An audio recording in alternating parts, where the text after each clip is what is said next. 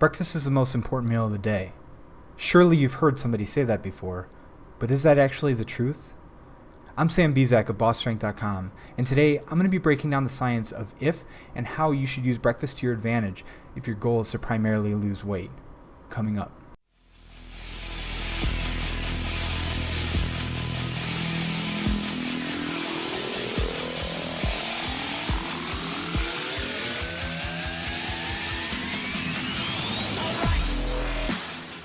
If you've ever talked to somebody about nutrition, chances are they've mentioned breakfast and that it's the most important meal of the day. As it turns out, breakfast is really dependent on the person and the context in which you're trying to prescribe it.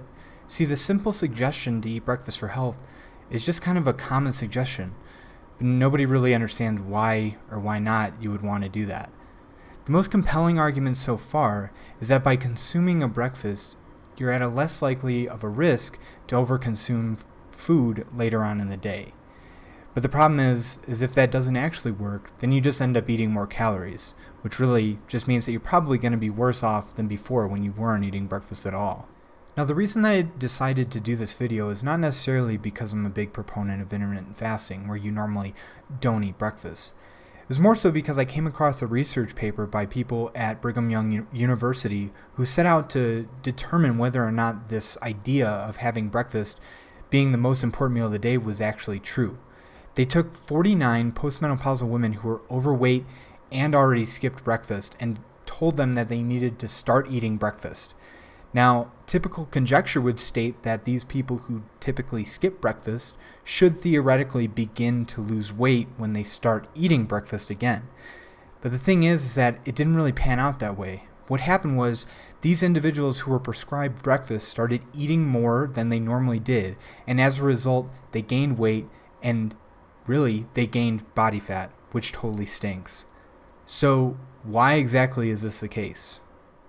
The number one reason why they probably saw this result is because of the idea of energy balance.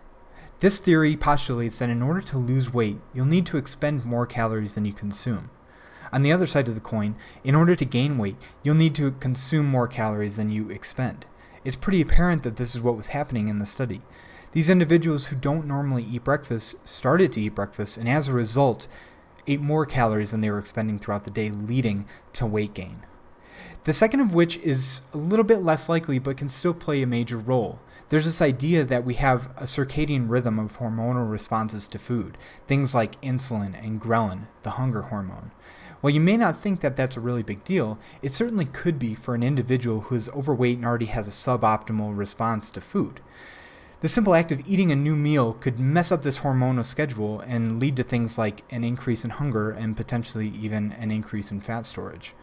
Again, the energy part of the coin is probably more apparent and probably the main driver behind this weight gain as a result of breakfast, but the hormonal stuff could still potentially play a role. So what does this all mean? Well, it means that simply eating breakfast probably won't help you unless it means that it results in a reduction in total calories throughout the entire day. Now, if you already consume breakfast and if it helps you restrict calories or manage your appetite, by all means continue what you're doing. I'm just trying to point out that the simple fact of eating breakfast alone, regardless of any other change, probably won't possess like some magical formula to help you lose weight. So based on this information, if you find yourself in the predicament of being overweight relative to your goal and are skipping breakfast, I suggest one of two routes. The first of which is to continue skipping breakfast. However, you just need to keep in mind that if skipping breakfast means that you're binging later on in the day, you should probably consider having meals that are more satiating or appetite suppressing. Otherwise, you're just going to gain weight or you're going to stay exactly where you are. Number two is start to eat breakfast. However, not the typical type of breakfast that everybody suggests that you eat, like a bagel or a donut. I suggest consuming something that's protein and fibrous heavy, something like eggs and yogurt, and maybe even some raw or cooked oatmeal, or even some vegetables along with your eggs, like in an omelet. The protein and the fiber both act in ways in the gut to help suppress appetite. Doing this will help you reduce calories throughout your day and potentially even help you lose weight.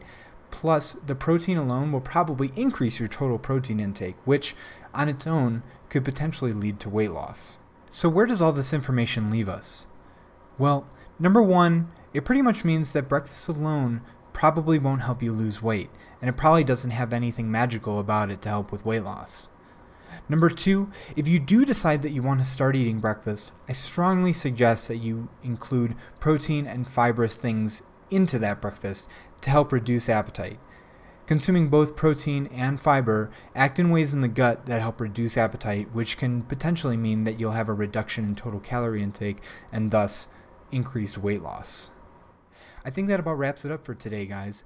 If you found this information helpful, please consider subscribing and liking this content and even sharing it to your friend that thinks that breakfast is the most important meal of the day. Until next time, I'm Sam Bizak of BossStrength.com.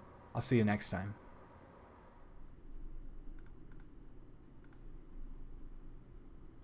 Oh, hey, sorry, didn't see you there. Just kidding, obviously I did, my microphone's set up. So, I don't usually like doing this kind of thing, but I guess it's what you're supposed to do when you have a YouTube channel. If you really enjoyed this content, please consider giving it a like. Likes are never expected, but they're always appreciated. Further, if you really enjoyed this content, please consider clicking the link right here to subscribe to my channel so that you get notifications every time that new content goes live. If you can't wait for that, click the link right here and the link right here for my latest YouTube videos. If you want just a little bit more, click the link right here to read the content that's associated with this video. Thanks for stopping by, and I'll talk to you next time. See you later.